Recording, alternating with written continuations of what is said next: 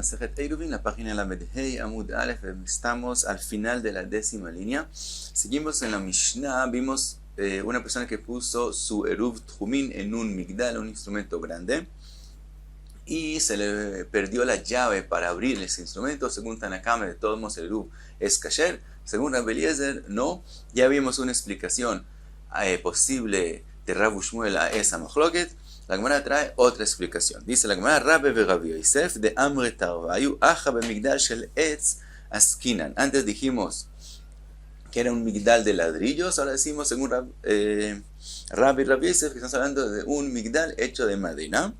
De mar savar kliu ve'en binyan bekelim ve'en stira bekelim umar savar oelu. Y dicen que la machloket es, aunque sea el instrumento grande, y por lo común siempre decimos que cuando un instrumento es más de 40 CA, decimos que no es considerado un instrumento sino un oel, es como una construcción y no un instrumento.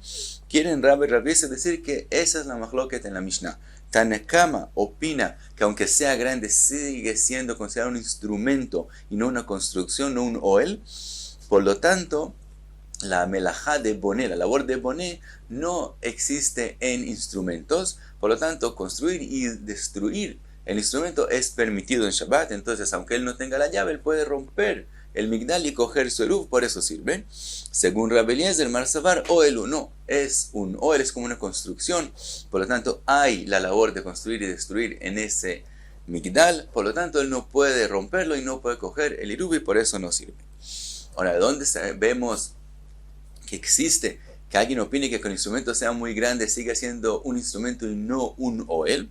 Ubeplukta de ani tanai, como está escrito en la Mishnah con respecto a un zav en Masejet Zavin, está escrito de Tnan ekish al gabei shida tiva umigdal, un zav que golpeó un instrumento grande, una shida tiva umigdal, no con la mano sino con otra cosa, cogió por ejemplo un pedazo de madera y con eso golpeó el instrumento. Tmeim, según Tanakama, se vuelven impuros. Rabbi Nehemia y Rabbi Shimon metarin, dicen que no, sigue siendo puro.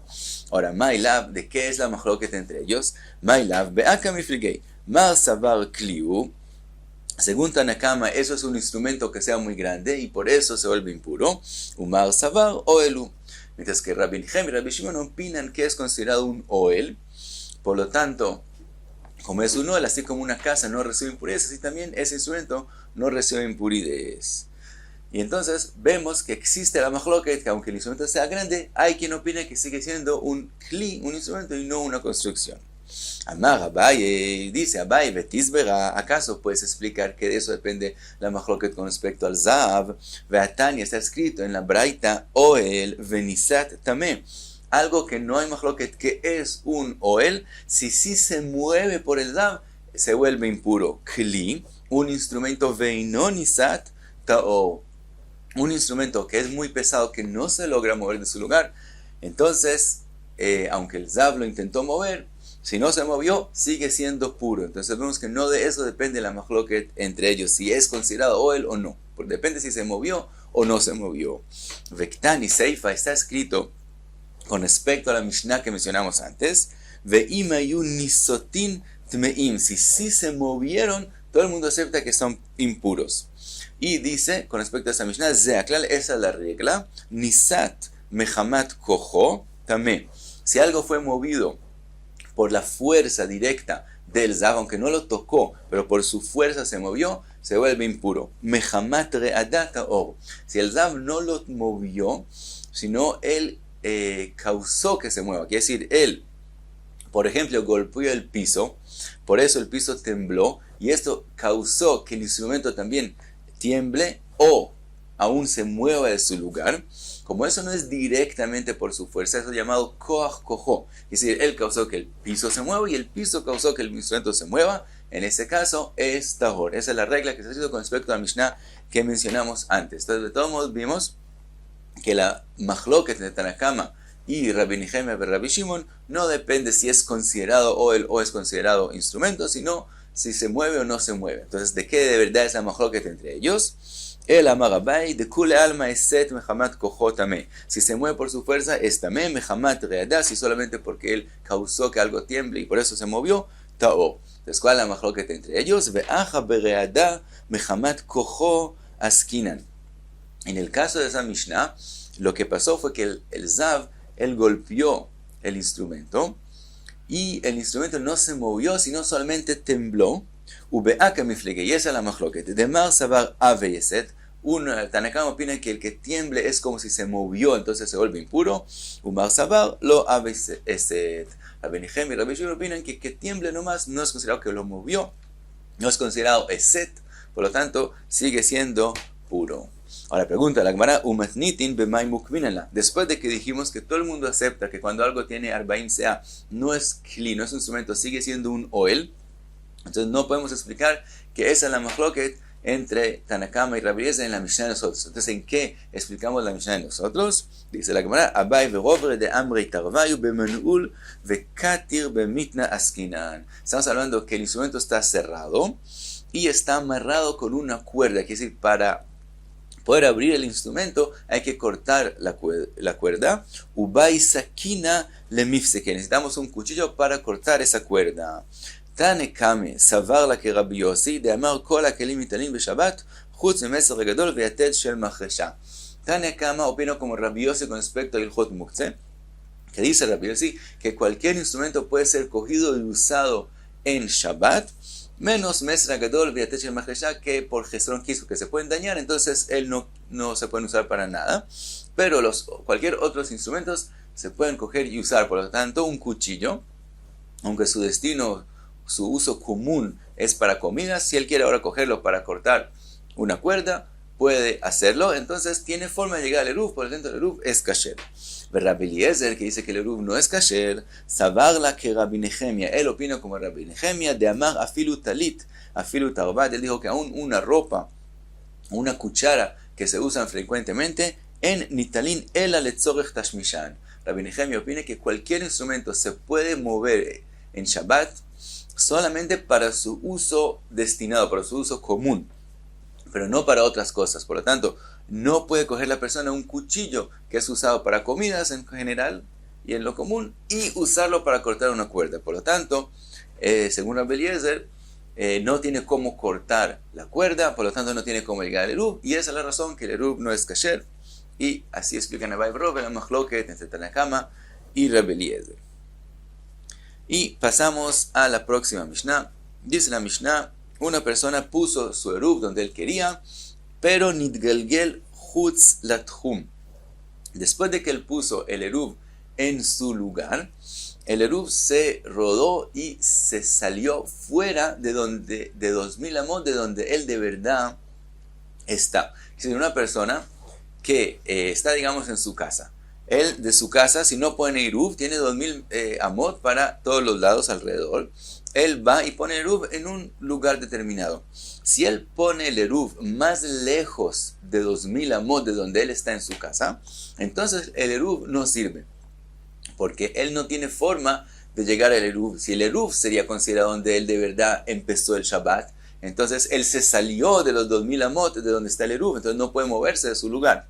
Si es considerado que él está en su casa, ahí empezó Shabbat, entonces está lejos del eruv, no puede ir a cogerlo porque está más lejos de 2000 amot de donde él está.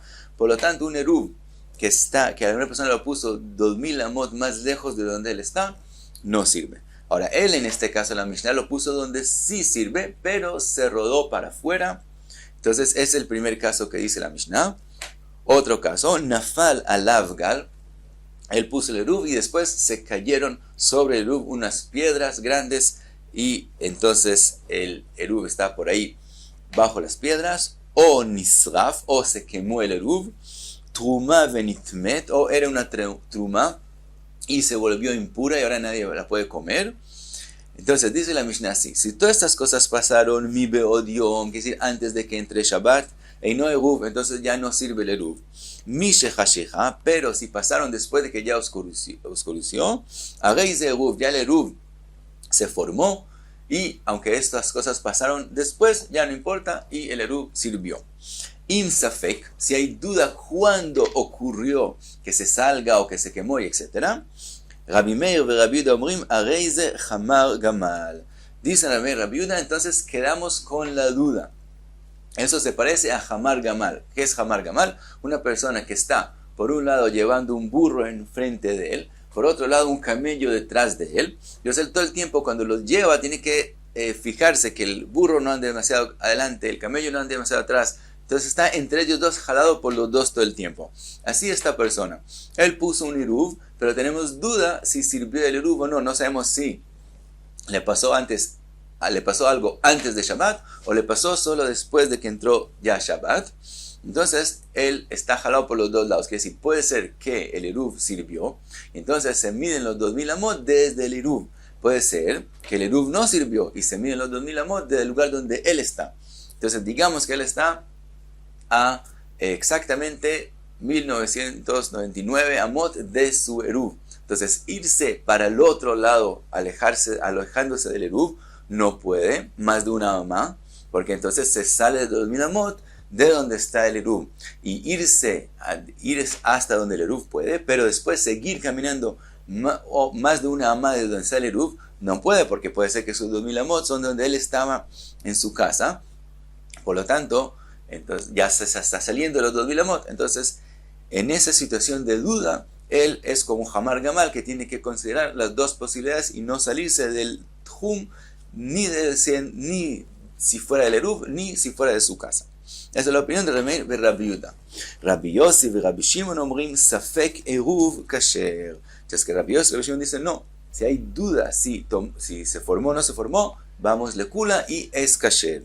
Amar Rabbi Yossi, Avtulmu seid mishum chamisha zkenim al Safek Eruv shekasher. Dice Rabbi Yossi que él escuchó de Avtulmus, que él dijo en nombre de 5 zkenim que un Eruv es Kasher.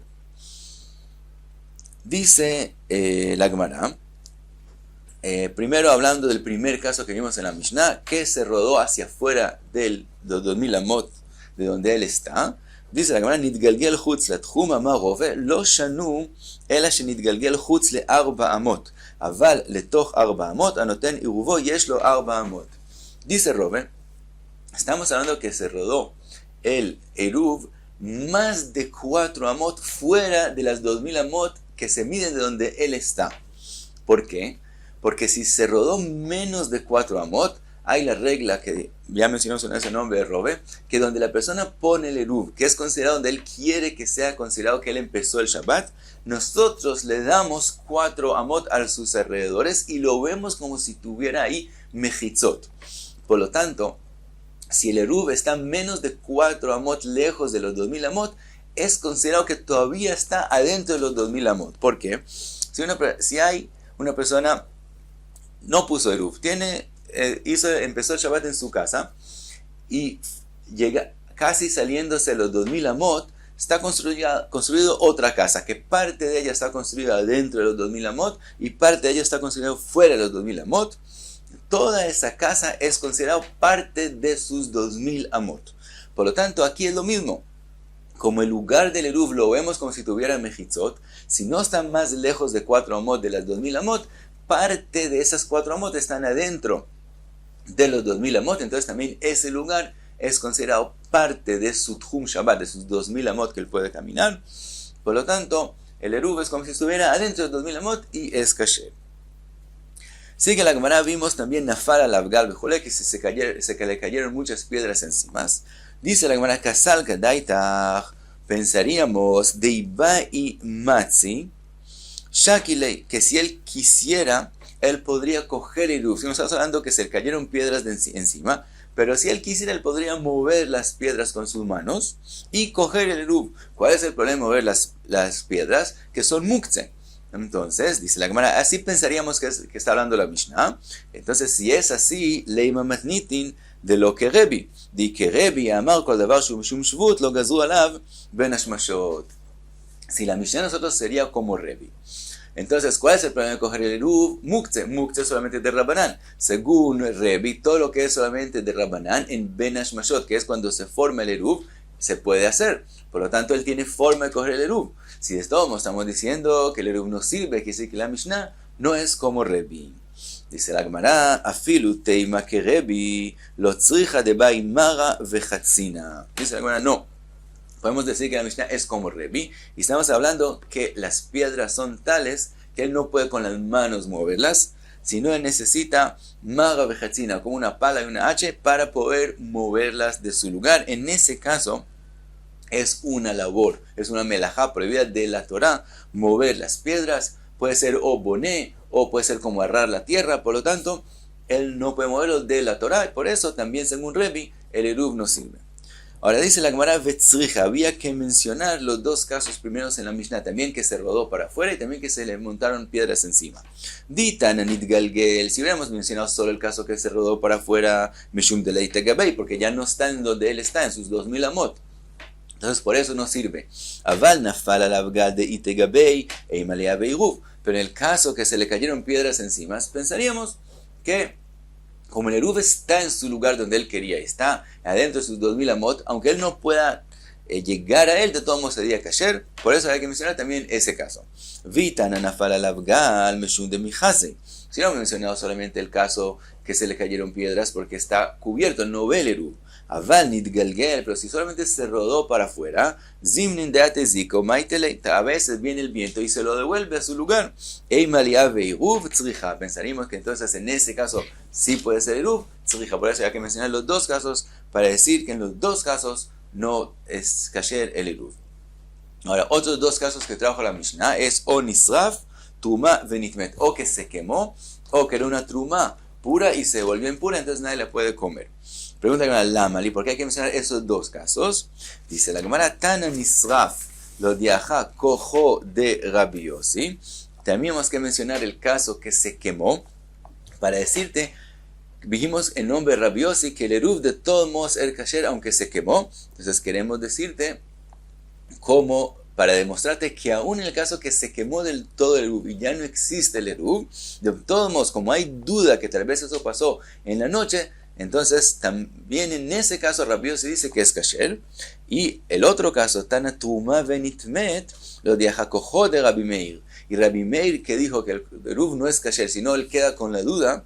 Queríamos mencionarte el caso de la truma que se volvió impura, que aunque la truma aquí está, todavía la puedes ver. De todos modos, Rabbi Meir dice que el eruv es solamente en duda y no es kasher. Y dice Rashi, cuando la truma está aquí enfrente de nosotros y la única duda es si se volvió impura o no se impura, pensaríamos que podemos definirla según lo que he llamado hazaká. Quiere decir, podríamos decir, Amidena be Ben Hashanot al Hezkatá. Antes de que empezó Ben Hashanot, sabemos que era pura. Cuando iba a empezar el Shabbat, es que hay la duda si se volvió impura o no se volvió impura. Entonces, decidamos por el término de hazaká que lo mantenemos, lo sostenemos según la halajá, como en la situación que estaba ya antes, que era pura, y digamos que se volvió impuro solo lo más tarde posible. De todos modos, dice Rabbi Meir, aunque existe ese término de hazaká, de todos modos, como hay la duda cuándo pasó, dice Rabbi Meir que de todos modos no es kasher 100%, sino hay la duda si se formó o no se formó. Y hasta aquí la Menhei Amud Aleph. Muchas gracias. Beatzlacha.